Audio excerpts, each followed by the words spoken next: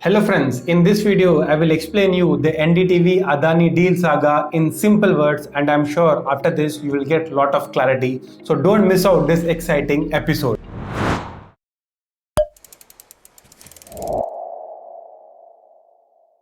The story starts in 2007-8. During this time, Radhika Roy and Pranay Roy, who started this NDTV, held 53% of shares of NDTV between them. Then General Atlantic, a very big US-based private equity firm which had 7.95% of stake in NDTV, wanted to exit it and told Pranay Roy to buy their shares. So Pranay Roy, through his another company called RRPR Holdings Private Limited, RRPR stands for Radhika Roy and Pranay Roy, bought the stake from General Atlantic. After that, they did an open offer to the shareholders of NDTV to purchase the shares from the public at Rs 439 per share.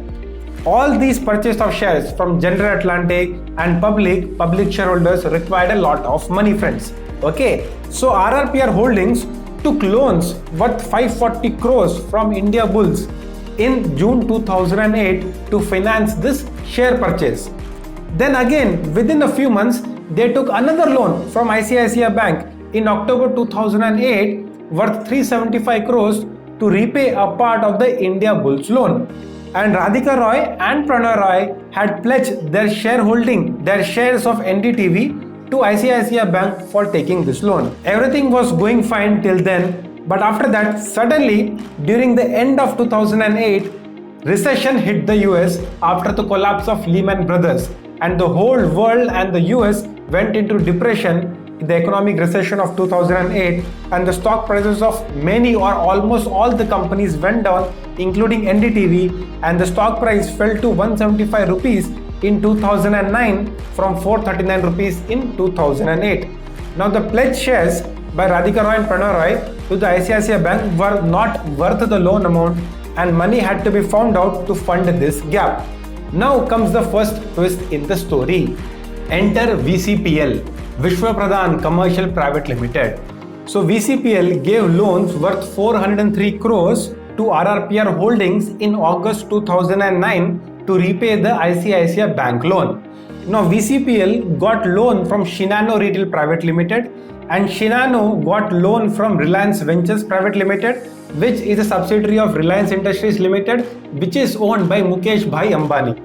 Now, the terms of the loan by VCPL to RRPR Holdings is even more interesting. It was an interest-free loan, unsecured loan, and against that loan, RRPR Holdings gave VCPL a convertible warrant, which can be converted into equity shares of the company, that is RRPR Holdings, totaling to 99.99% at any time during the tenure of the loan or thereafter. And Roy's also had to transfer some part of their NDTV shareholding to RRPR Holdings, and after this transaction, RRPR Holdings had 29% of equity shares of NDTV. In substance, friends, this was not a loan, but a 29% of equity purchased by Reliance through its subsidiary VCPL in NDTV indirectly through RRPR Holdings. And all this was known to the Roy family, and it all happened in 2009 itself. And after this transaction, Radhika Roy and Pranay Roy had totally 32% of their personal investment stake in their personal capacity in the NDTV, and 29% through RRPR Holdings, making it 61%. But effectively, they had lost 29% of NDTV through RRPR Holdings, because RRPR Holdings had issued convertible warrants to VCPL, which could be converted into equity shares of RRPR anytime, and VCPL at that particular point of time was with Reliance Industries. So in 2009, this was the shareholding of NDTV. 32% with Radhika Roy and Pranay Roy, 29% with RRPR Holdings, and balance 39% with other investors like foreign investors, mutual funds, and retail investors like you and me. And this 29% which was with RRPR, that company's actual stake, if you see, was with VCPL, which was under the Reliance Group. So effectively 29% was with Reliance Group at that particular point of time. But from 2009 till 2022, VCPL did not exercise their right to convert that warrant into equity shares of RRPR holdings. Rather, in 2010, Reliance sold VCPL to Mahendra Nahata, who is now the director of Reliance Jio, and Mahendra Nahata further sold VCPL to Surendra Lunia of Infotel Group.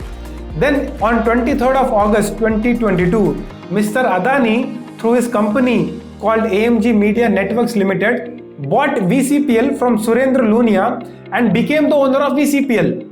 And on the same day, he exercised the warrants which VCPL had in RRPR holdings, that is, convert the warrants into 99.99% of equity shares of RRPR holdings.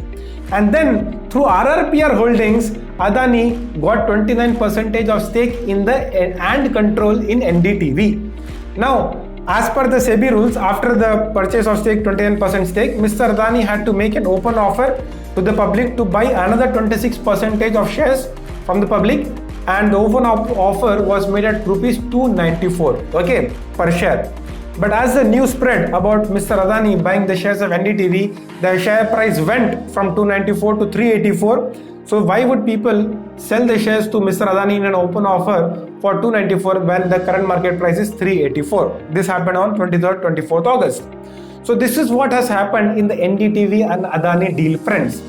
And Mr. Adani now has got 29% of shareholding in NDTV, which the now Roys are crying that this is wrong or no prior intimation was given, etc., etc.